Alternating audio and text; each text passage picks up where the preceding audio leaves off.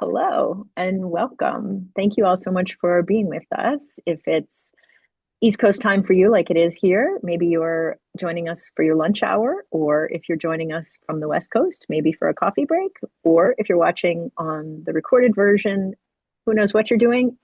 But I'm confident that you're going to enjoy this time with Tyson Reader, as I know I am. My name is Karen Wolf. I'm the director and librarian of the John Carter Brown Library, and I'm delighted to be with you for another episode of JCB Reads. This is our kind of introduction to different books series where we welcome back researchers and fellows for the John Carter Brown Library to hear about recent publications. And the format is kind of like this. First, we're going to hear first I'm going to introduce you to Tyson Reader. Then we're going to hear from Tyson a little bit about his most recent book. Then I'm going to spend some time asking him questions. There's a kind of a question format here that follows the same structure every time. I enjoy that quite a lot because I get to listen to all kinds of interesting answers to these questions. And then we'll open it up for questions from you all, and you can use the Q&A function, and I will pose your questions to Tyson. So let me introduce you first to our wonderful guest, Tyson Reader, who earned his PhD at the University of California, Davis, and is an assistant professor of history at Brigham Young University. His research focuses on early American political and constitutional history, as well as the history of U.S. foreign relations. Tyson is an incredibly accomplished author. He's written quite a bit, and I'm happy to say that I think I've read everything he's written, or for sure I have read pieces of. He was the editor of the Routledge History of U.S. Foreign Relations, a really useful volume. I've read pieces of that, not the whole thing. His first book was Smugglers, Pirates, and Patriots, Free Trade in the Age of Revolution. Highly recommend, from the University of Pennsylvania Press in 2019. And his most recent book is Serpent in Eden, Foreign Meddling and Partisan Politics in James Madison's America, published by Oxford in 2024.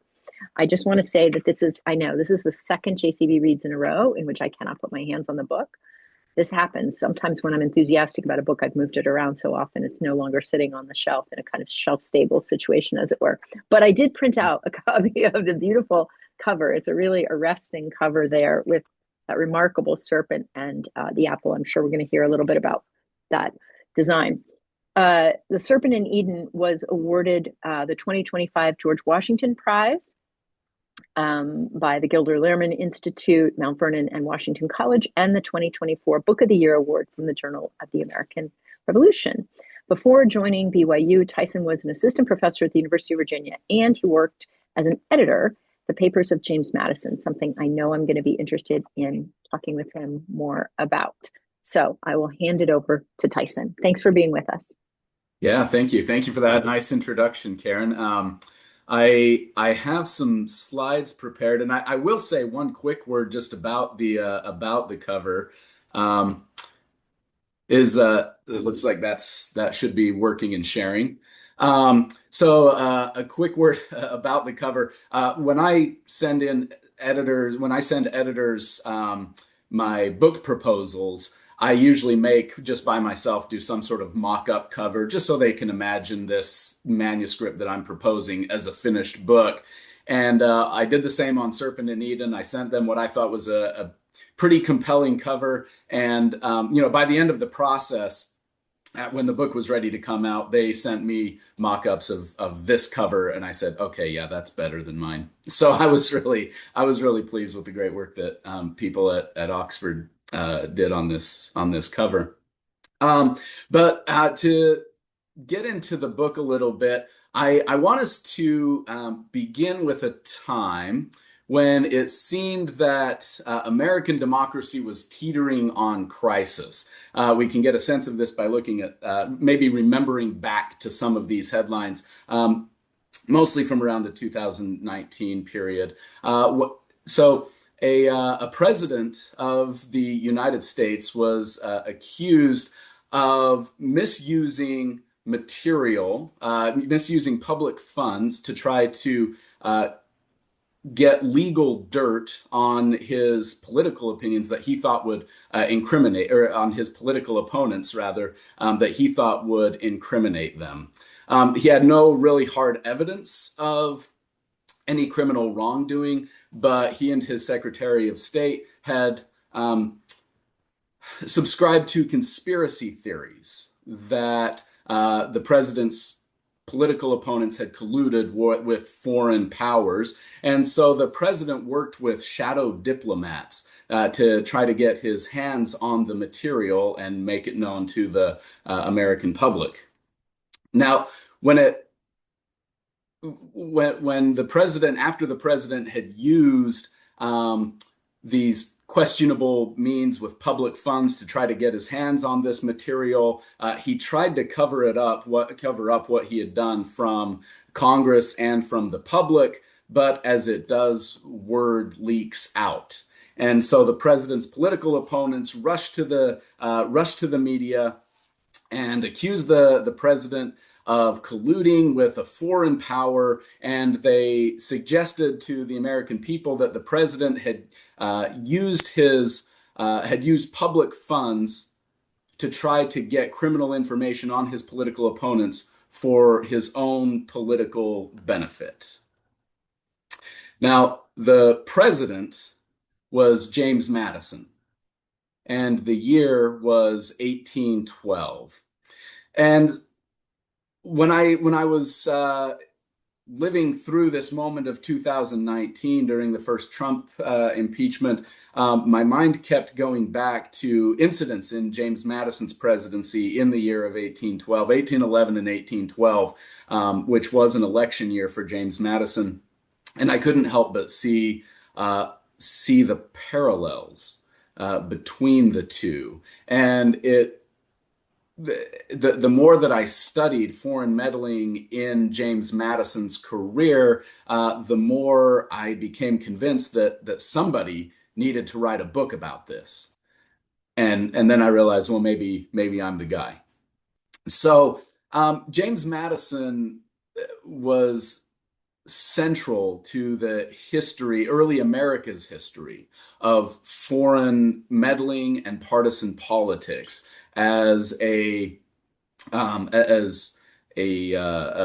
influential framer at the Constitutional Convention, and a Democratic Republican opposition leader in Congress during the 1790s, and then Jefferson's Secretary of State, and finally President. Madison grappled with foreign meddling throughout his entire national political career. And so I decided to take this book through the lens of James Madison as I grappled with some of these questions of foreign meddling. And I realized as I studied this and got deeper into the weeds on it, that there was a pernicious cycle in which foreign powers would meddle in U.S. politics, and U.S. partisans would then accuse each other of foreign collusion, of colluding with those foreign powers, and that widened the chasm between the political parties and political opponents, and that only gave more space for foreign powers to meddle in U.S. politics. And so it became a self-perpetuating cycle. Now, from the earliest years of the Revolution, Americans worried that they were surrounded by foreign adversaries, hostile adversaries, and then slightly less hostile allies. So even when France joined the United States in the American Revolution, Americans were not convinced that France was their friend. Rather, we have records from the Comte de Vergennes and others in the French cabinet essentially telling each other that they were going to just be using Americans as pawns. They didn't really care what happened to the United States or to this new nation, so long as the territory, the land that they held, didn't fall back into Britain's hands. So Americans see this world in which France is pitted against Britain, and Britain allies with with Native American allies, and France has its Native American allies, and it allies with Spain, who has its Native American allies. But everybody seemed to threaten the new United States, this weak nation that people were just waiting to crumble and for them to pick up the pieces. So the Americans, with the help of their dubious French allies, do eke out a win in the American Revolution. And James Madison really enters the national stage in the 1780s when he becomes a delegate at the Constitutional Convention. And James Madison looks around at the nation, or excuse me, at the Confederacy that he lives in, and he sees all of these foreign powers, and he begins to worry that they are willing to that foreign powers are just waiting for the dissolution of the United States and are actively working toward the dissolution of the United States, and that a bigger problem for Madison is that they're trying to use Americans' differences against them to more effectively bring to fruition that dissolution. So, for one example of this, on March 13th of 1787, James Madison and his colleague William Bingham approached this posh mansion at the head of Broadway Street by the New York Bowling Green, and they were there to talk to the Spanish diplomat Diego de Gardoqui. Now, Diego de Gardoqui was on assignment as diplomat to the United States, and his main goal that he wanted to resolve some territorial differences, and he wanted his instructions called for him to protect the Mississippi, that to keep Americans from being able to get their hands on the Mississippi, which Spain controlled at the time at all costs. And Madison began to do some negotiating, kind of under the table negotiating with Diego de Gardoqui. And he began to realize that Gardoqui's plan, it seemed to Madison, was to pit Easterners against Westerners and Northerners against Southerners. And all of this, if he could turn Americans against each other, he could more effectively thwart their efforts to gain access to the Mississippi River, which Madison and other Americans considered vital so that they could ship their goods down to the Caribbean Sea and out into the wider world. And so, convinced that Gardoqui was pitting Americans against each other, Madison met with him in this mansion, and he had a conversation with Gardoqui, trying to convince Gardoqui to relinquish access to the Mississippi River. And during this conversation, Gardoqui even made sly jokes or hints, maybe, that some Americans, he said, would make good Spanish subjects. The implication was that Spain could actually turn Westerners against the United States, get Westerners to declare independence effectively from the rest of the Confederacy. And Madison wondered if he was joking, and Gardoqui wasn't, at least not entirely. Gardoqui had conversations with Westerners who had brought up the possibility of Westerners seceding from the Union, and he even began to employ some secret agents to try to explore that possibility. So, with Gardoqui's threats ringing in his ears, Madison set out to try to turn this Confederacy into a nation, and he was convinced that the nation needed a new constitution, or that the Confederacy needed a new constitution that would turn it into a stronger nation rather than the weak Confederacy it was. And he began to pour out his thoughts into his notes on ancient and modern confederacies. And at each turn, to Madison, it seemed like he noticed a pattern in which stronger powers, strong foreign powers, would begin to meddle with internal divisions within weak confederacies. So the Helvetic Confederacy, or the Swiss Confederacy, as it's known, that split into Protestant and Catholic cantons, and each of those different cantons began to ally with a different foreign power based on religion, but they began to split their confederacy among alliances with different foreign powers. The Germanic Confederacy began to split also into Protestant and Catholic regions, and to the point that wars bloodied the German Confederacy until in 1648 the Treaty of Westphalia allowed foreign powers to essentially dictate a new German constitution.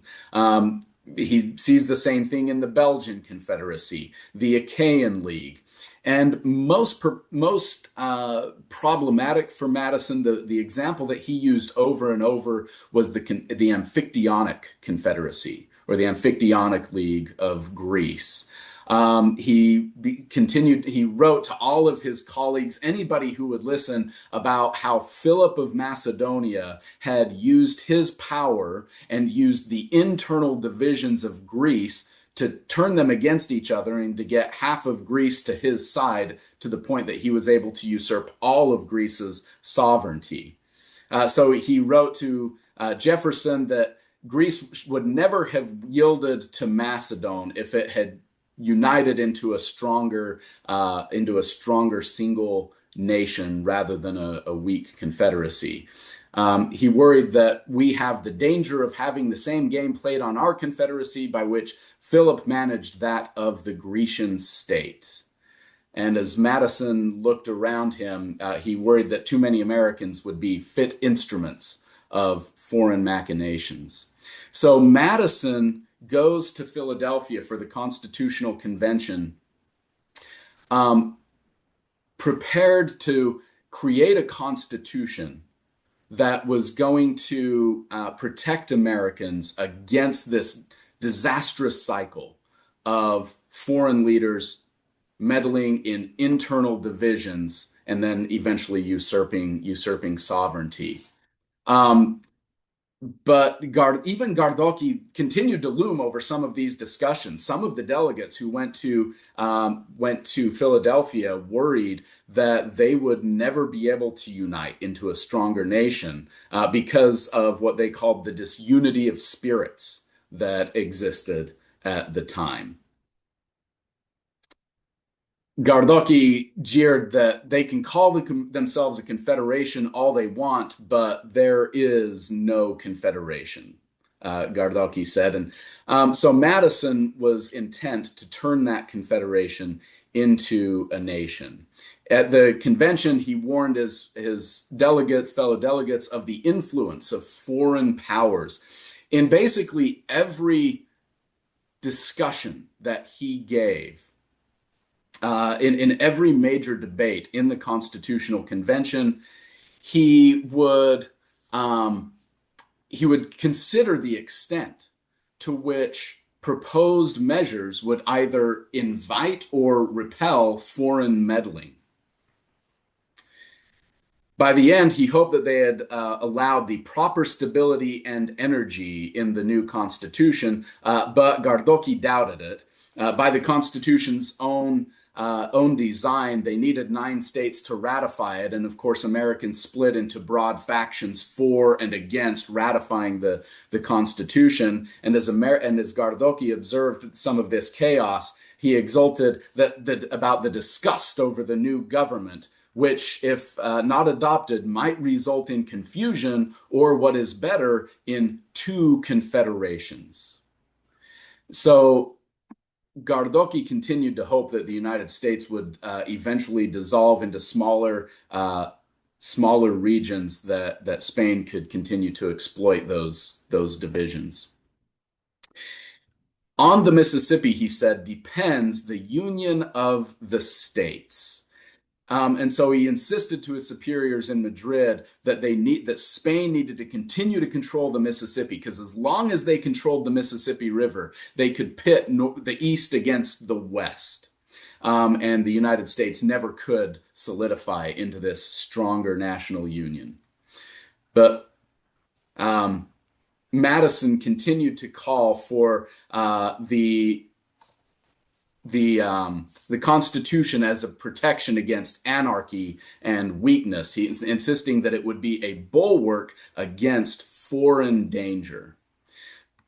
So for Madison, the Constitution was meant to harmonize his really ambitious vision of a nation that was politically diverse, that had a strong central government, that could protect liberty and yet not allow the different divisions that liberty engendered to corrode to the point that foreign powers could meddle in their politics. So this was a really tall order, and Madison wasn't entirely sure if they would succeed.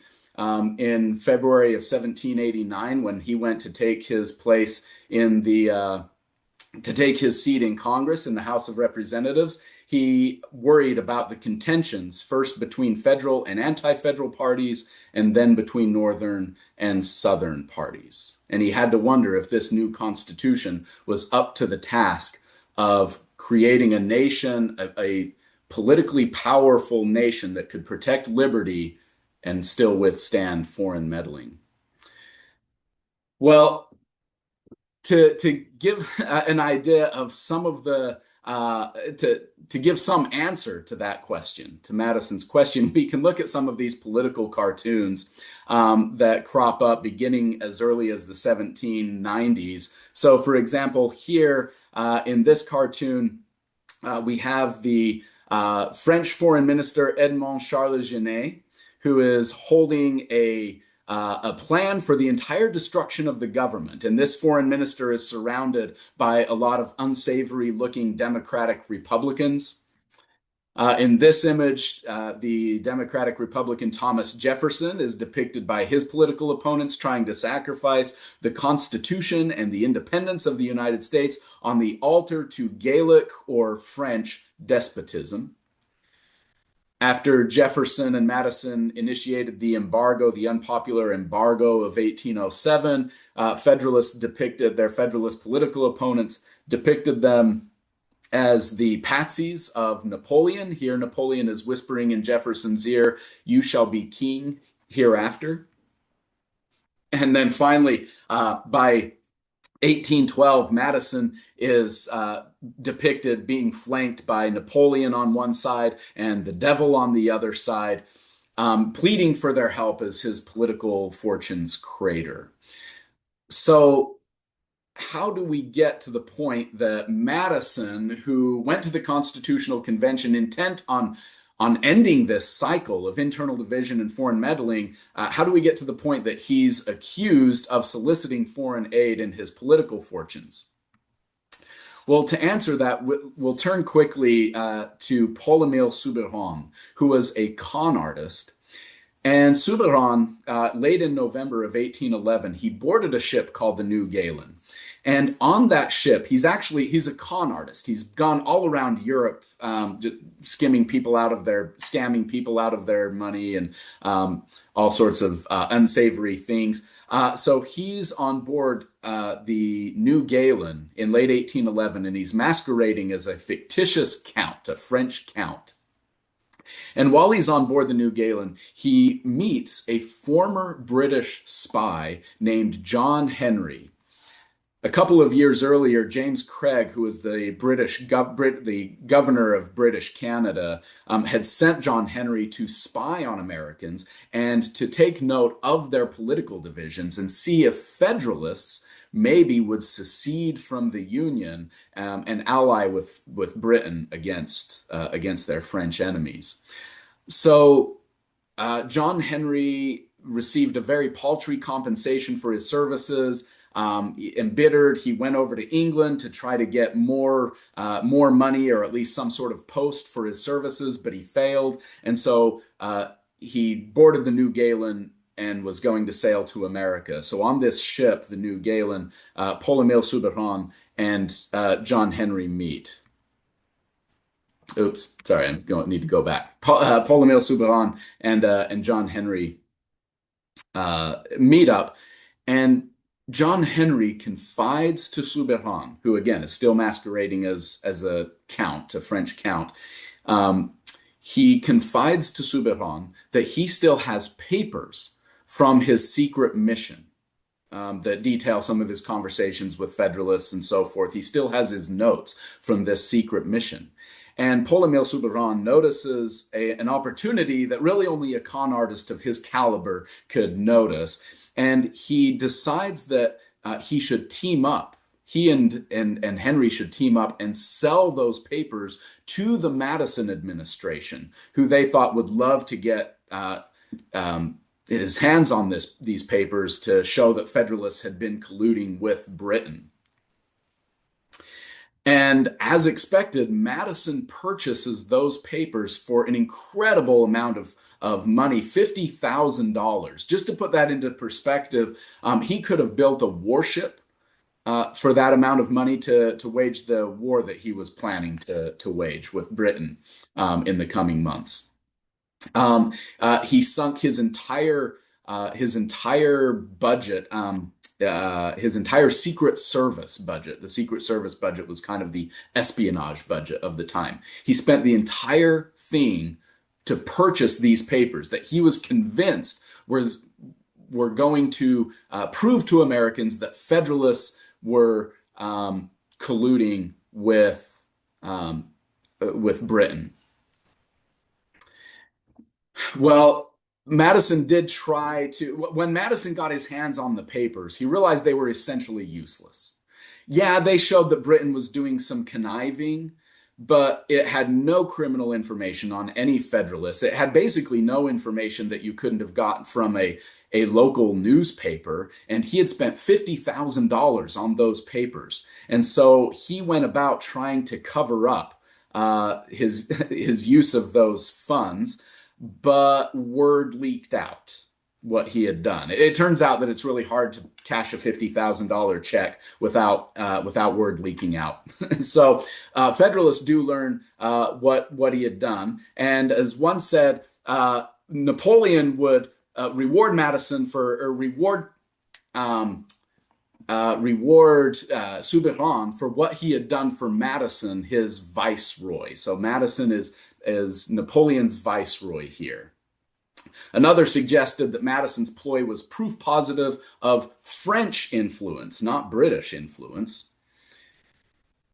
But a Frenchman stole, like the serpent, into Eden upon the slumberers of the garden, one of Madison's allies said. So Madison's allies are trying to turn the tables and suggest that that the British are the ones who are conniving. We have seen a serpent in the shape of a spy attempting to sting us in the very heart of our union, one said, referring to John Henry, this former British spy. A gloating, civilized British spy is found like the serpent in Eden, beguiling us to our perdition.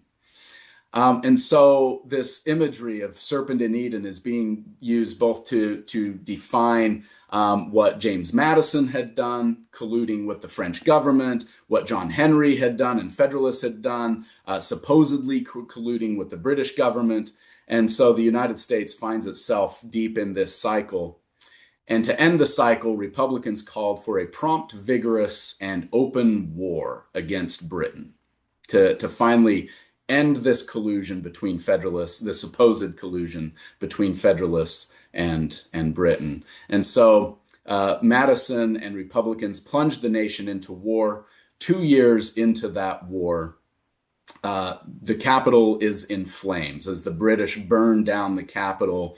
And in this image, if you could read the writing on this political cartoon, it's depicting Madison and his Secretary of State, John Armstrong, fleeing the U.S. Capitol, fleeing the flames of the Capitol, and they're toting Napoleon's instructions and their correspondence with Napoleon. So even in the midst of war, after this cycle has landed the United States into this tragedy of the burning Capitol, they continue to propagate the idea of their foreign enemies as, or their political opponents as political enemies who are colluding with a foreign enemy. And so it's almost only by happenstance that a State Department clerk saved the Declaration of the original and gross copy of the Declaration of Independence and other important American papers from the fires. Stephen Pleasanton, almost on a whim, decided he was going to bring those out of the Capitol in case the British actually did invade, which a lot of people expected they wouldn't.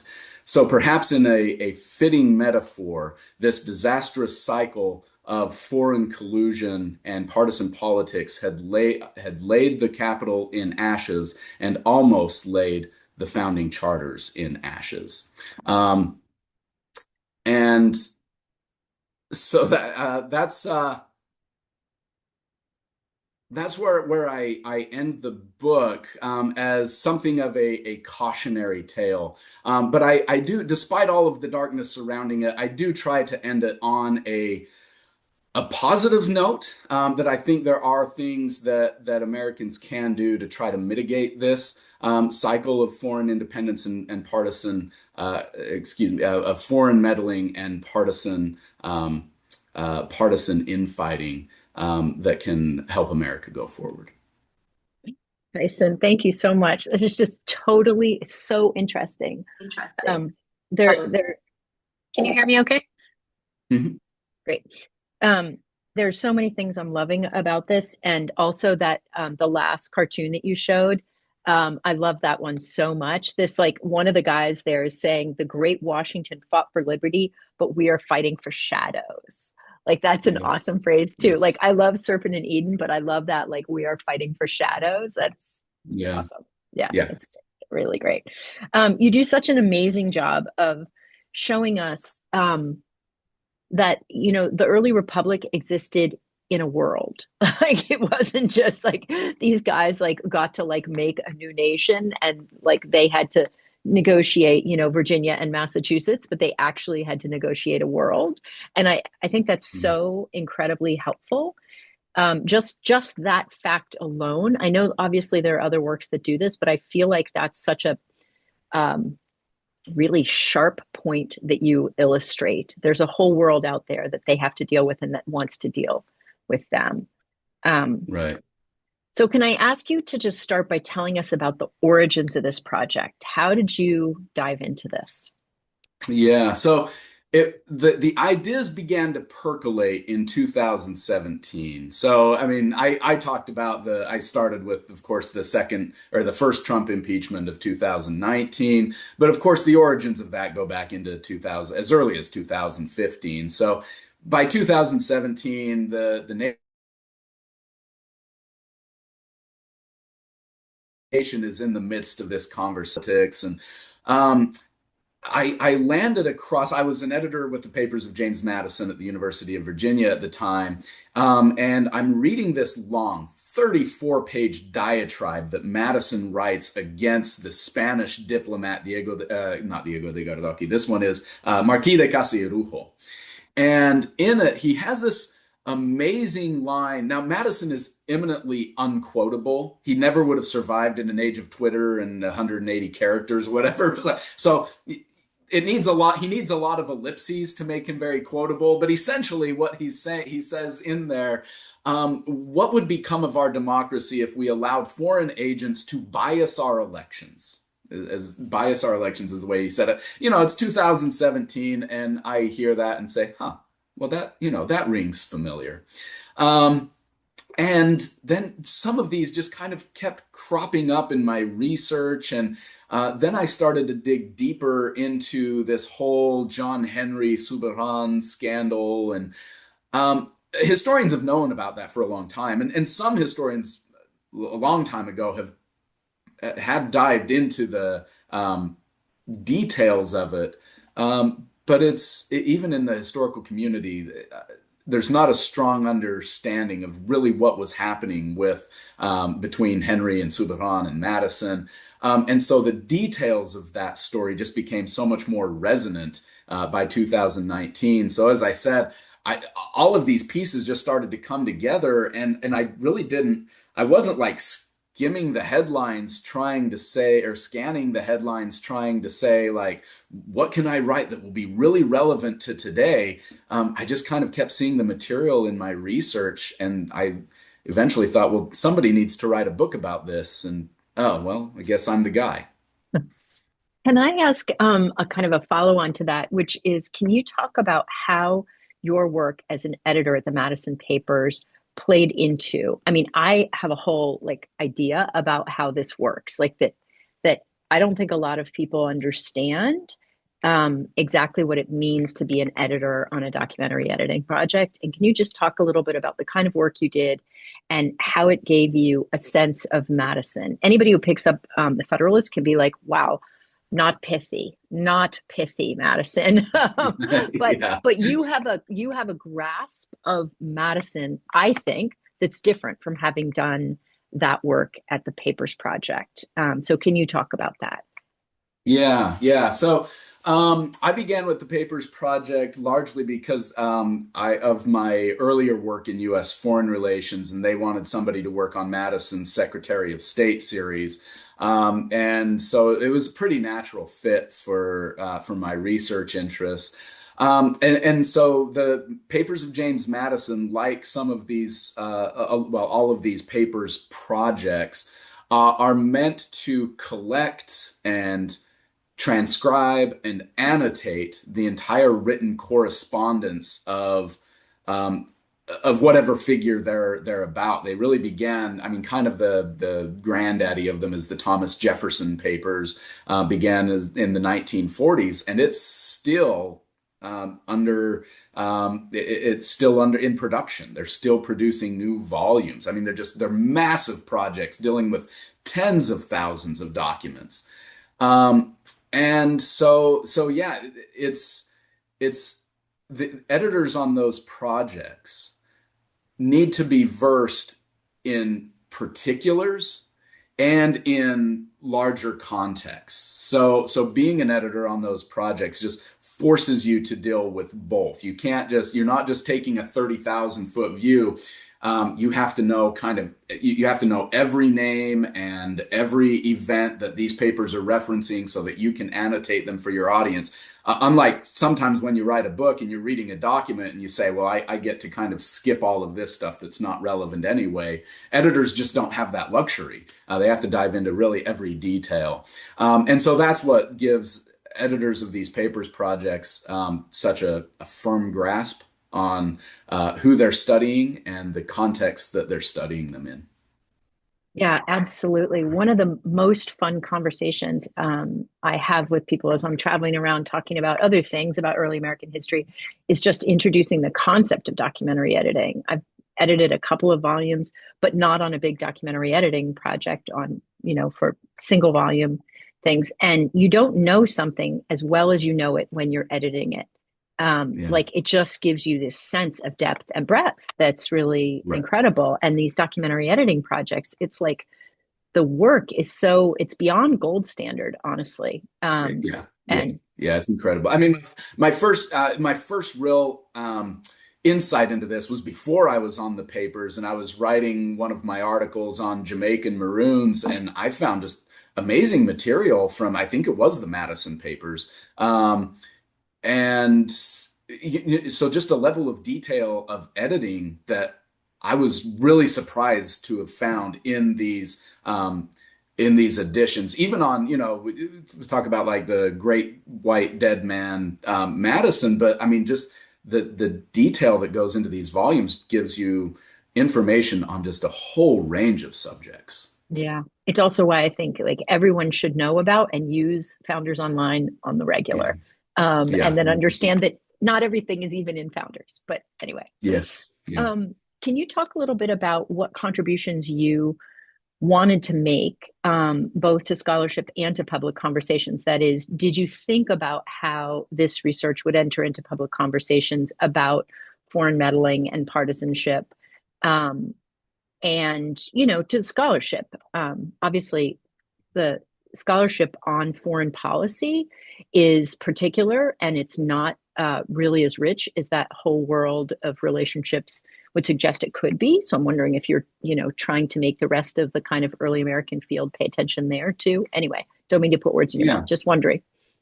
Yeah. No, I wanted to do both. I wanted it to contribute to public dialogue and scholarly dialogue, and that's really difficult because you risk doing neither well. And True. so I hoped that it could do both. I hope it does do both for anybody who reads the book. Yeah. So there, in terms of its public dialogue, what I hope is that those who read it have something of the same experience that I had as I researched it, which is to become really introspective about your own line between your principles and your politics and how and the fuzzy ways that those interact. Um, and to really try to figure out the best way forward in a sharply divided electorate. One of the things that stuck out to me that I mentioned in the book is Madison. Madison was not against party. Well, I mean, he didn't love parties, but political parties, but he was resigned to them. And in the Federalist Papers, of course, he writes that an extinction of party means an extinction of liberty. Like you can't get rid of them without getting rid of liberty. So they're just with us. Madison's goal was to try to figure out how to make them an asset rather than a liability to the nation. And so my goal for the book is to prompt Americans to think about how we can recalibrate that, how we can take the system we have and maybe recalibrate it so that parties again become an asset rather than a liability to the nation. In terms of scholarship, there's kind of the foreign relations element that you had mentioned. Historians, of course, have for a long time recognized the political aspects of foreign relations and how foreign relations influenced American party politics. But but nobody's really sat down and kind of gone over this cycle that I observe here. And so I wanted to present that cycle to kind of put my scholarly information in conversation with my public information to say, all right, what I really want to do is diagnose this problem, diagnose how we get to this point of all sorts of accusations and counter accusations of foreign meddling and people calling for people to be locked up and on all sides and so forth, and try to diagnose that problem. And so I use the early republic as a way to do that in my scholarly research, to say, all right, what I see is that Americans entered into this perpetual cycle that was very difficult to get them to extricate themselves from. And then finally, I wanted to say, of course, a little bit or a lot about Madison. Madison is first, one thing that I hope the book does is contribute a new understanding of Federalist 10. I mean, Federalist 10 isn't incredibly central to the book as a whole, but Federalist 10 is just so often isolated from the other Federalist papers around it. And I think when you put it up against the papers that Madison wrote immediately after Federalist 10, you see Federalist 10 in this larger part of his thinking about foreign powers meddling with these parties that he's writing about in Federalist 10. That's helpful. All of that. So I hope that my scholarship or my scholarly contribution is in conversation with a public contribution. Yeah, that's great. That's really great and so super interesting. Thank you. Can you talk about the most surprising thing you came across in your research? I mean, I know the kind of the depth of the work that you did to marshal this argument, but was there anything that you came across that you just thought, oh, I'm completely gobsmacked by this? I don't know if I can point to like a moment where I say, whoa, this blows my mind. But there was the argument that I made ended up different than the argument I assumed I was going to make. And what I mean by that is Um, I assumed I was going to be writing about Madison, kind of the Madison of the 1780s, so to speak, that we have a world of framers and founders who are intricately concerned about foreign meddling. And instead, what I end up arguing is they weren't all that worried about foreign meddling. They were worried about the wrong kind of foreign meddling. And the wrong kind of foreign meddling was the kind that harmed their political Yeah. prospects. And the other guys. Yeah. Right. Yeah. Right. Yeah. And Yeah. so yeah, I had to find a way to square the Madison of the 1780s with the Madison of the John Henry Suburan episode. Yeah. And that's when I realized, Madison, we tend to bifurcate Madison between his constitutional self when he's a statesman at the Constitutional Convention, and then when he becomes a crass partisan in the 1790s. And I began to realize, what, the two were in tension for Madison all along, as I think they are with all of us. And that's why I say Mm, I began to be more introspective, and I hope those who read the mm, book are introspective mm. about I love that. That's such a helpful point. Um, Thank you. Really interesting. Right. Like Madison isn't right. He doesn't transform into something different. And it's not even the experience of political life that transforms him per se, but that he that. Right. recognizes these dimensions all the way Yeah, I mean, along. one quick, if I can just give one quick Please. example of that. I mentioned Gardoki earlier, and this is Yeah. Madison of the 1780s. And Madison is lamenting, if we could just work in greater harmony, then we could stop Gardoki and all of his nefarious doings. But what he really means when he says we need to work in harmony is he wants Northerners to agree with Southerners on their position on the Mississippi. Harmony is when you guys work better with my position. Yeah, Right, yeah, I exactly. know. I know. It seems so high-minded and yet, right, exactly. My next book is going to explore Americans' transition from monarchy to presidency. Again, I really wasn't scanning headlines trying to figure out what can be really relevant. But it just, the questions occur. The questions just naturally start to occur, and I start to think I want answers to those questions. So this really it stems to a few things. To the Supreme Court's decision on immunity in Trump versus the United States. That caused all sorts of questions about the president's relationship with the law. It stems from things like the No Kings rallies. And so the point of the book that I'll be working on won't necessarily be to make any sort of political statement, but the questions began to occur to me. Americans traded a monarchy who had really relatively very little power over them, and eventually had very little power generally. So they traded a monarch with little power, but who was above the law, who has sovereign immunity. So a president with little power above the law. And they traded that for a president who actually has pretty expansive power, but is presumably below the law. And Mm. so I wanted to look at that transition and how Americans have made that transition. So that's what I'll be exploring. Yeah, that's great. And yeah, yep. And as you know, I've got thoughts on that. I've got thoughts on that performance and so super fun. Um, so let me ask what you're reading now, like either related to that project or unrelated to that project. What are you reading? And then I'm going to ask folks if they want to jump in with questions. I certainly have more.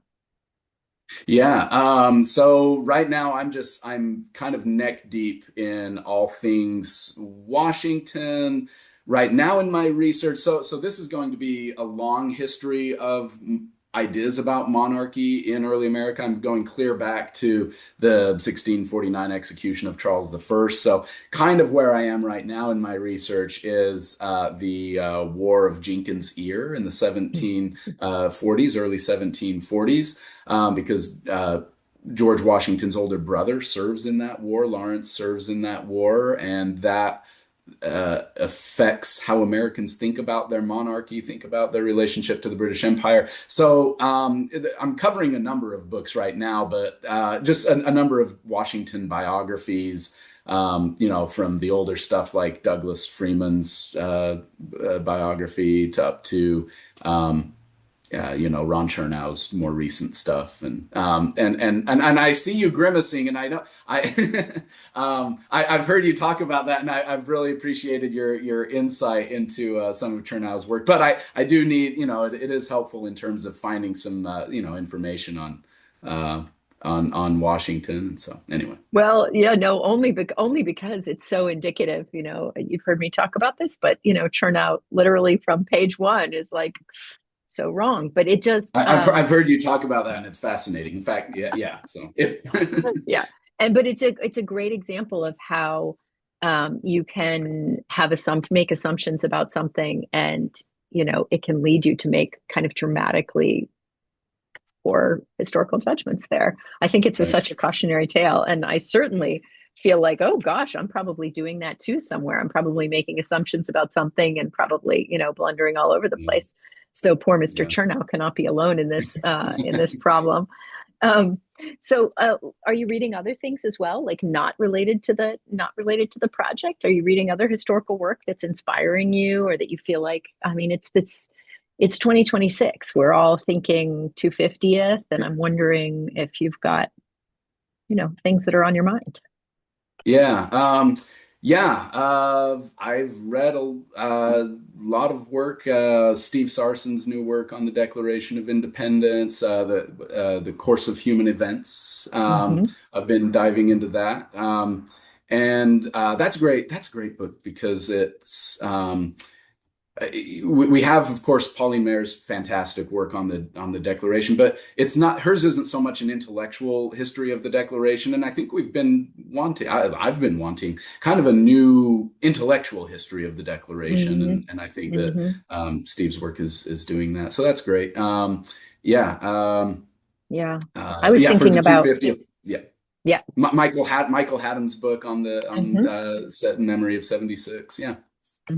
Yeah, I was just thinking there's the Declaration of Independence books are really coming thick and fast at the moment.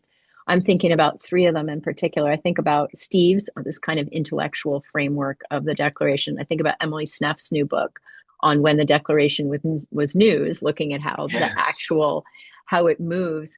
And then Rob Parkinson's book, which isn't out yet, but looking at the grievances. So it's amazing to think that, Pauline Maier's book, American Scripture, seemed like the book on the Declaration. Of course, what a brilliant historian Pauline was, and really an extraordinary historian. But here we have, of course, in the appropriate year, at least three really different, really interesting, kind of revelatory books about the Declaration, like a thing we thought we knew. I love that. Yeah. And in terms of just sort of reading for inspiration, in terms of my writing style, I mean, there are historians that I've learned a lot from in my writing style, but J.K. Rowling, reading my children Harry Potter, honestly taught me to be a better writer. I don't read a lot of fiction. I still don't, but it sort of taught me the process of reading my kids Harry Potter kind of taught me that I need to read more fiction because it can help you become a much better writer, even of nonfiction. I think that's so true. I read a lot of fiction. My spouse does not read a lot of fiction, but all of a sudden is like really deep into reading 19th century fiction, and read Middlemarch recently and was like, okay, this is like, and of course, I think my spouse is a great writer. He's a historian also, and he's a great writer, I think, and an incredible editor. But Middlemarch, and now he's reading War and Peace, and he's like, and I'm trying to follow along and read War and Peace also. But I do think I agree with you. Like fiction can be so helpful for how we think about framing narrative in particular, but also how you introduce ideas through the words you choose. Very clever. Yeah. Well, Tyson, it is a pleasure to talk to you. It was a pleasure to see you out in your neck of the woods recently, and I'm looking forward to being back there later this year, and hopefully we'll see you again. Thank you for coming to us also as you're on the road, traveling, doing research and so on. I really appreciate it. So. Yeah, my pleasure. Thanks for having me. Okay. All right. Take good care. All right. Bye, everyone.